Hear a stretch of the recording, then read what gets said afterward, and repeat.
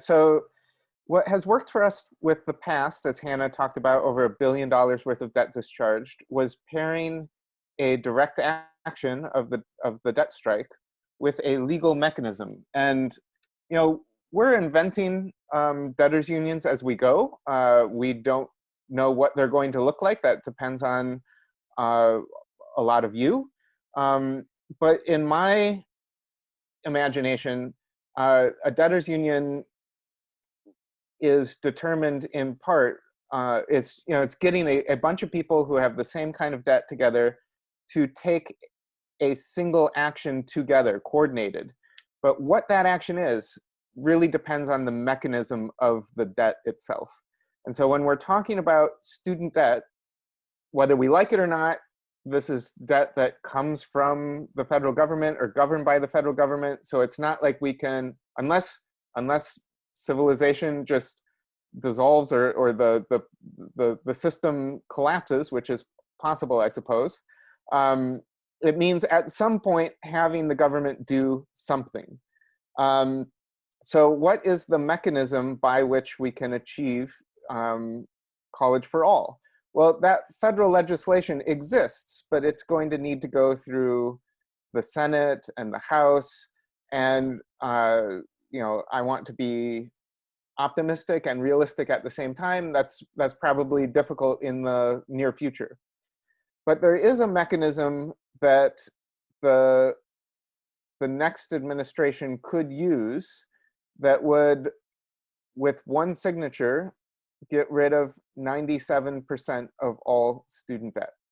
And that is a little known power that Congress has already granted the Secretary of Education that we're referring to as compromise and settlement. And I sort of think of it like that first Star Wars, when they discover the secret plans to the Death Star, and they say, oh, look at this gigantic, powerful weapon of mass destruction. But look, it has this vulnerability. If you just hit it in just this right spot, the entire thing explodes. And that's sort of how I feel about the student debt system. It's this giant Death Star that has a self-destruct button built right in the middle. And the self-destruct button is strangely vulnerable, easy to punch. And what that is that Congress gave the Secretary of Education the power to compromise, settle, waive, or negotiate any federal student loan, which is 97% of all student loans, any student loan for any reason or no reason whatsoever. They left it very, very broad.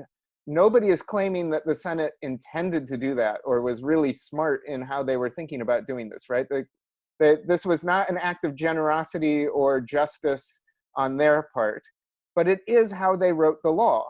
So now we're going to run with that. We're going to say what we need to do is to force the next administration, which is probably going to be reluctant to do this, to cancel student debt.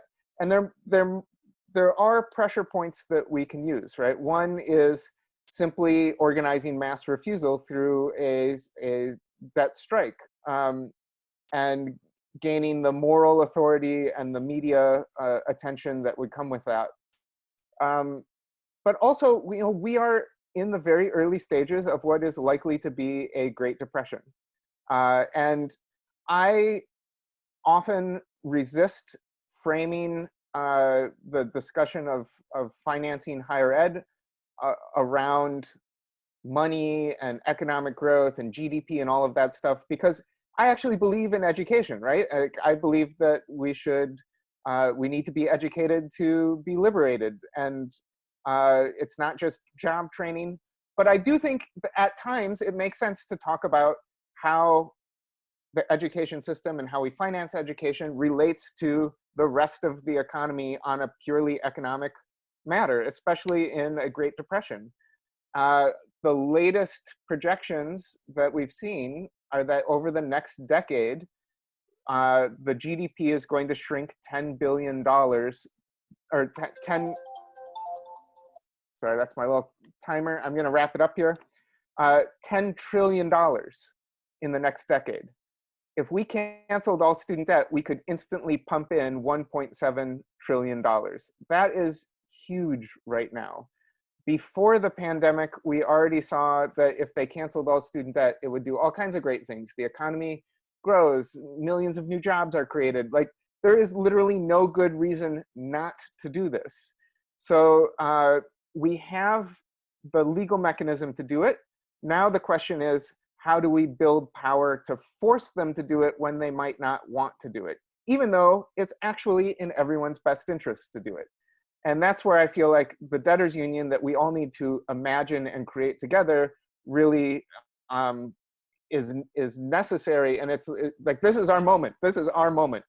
As difficult as this moment is, there's a lot of reasons to be, I mean, it feels wrong to say that there are a lot of reasons to be optimistic when there's so much suffering going on, but like, the world is not going to be the same.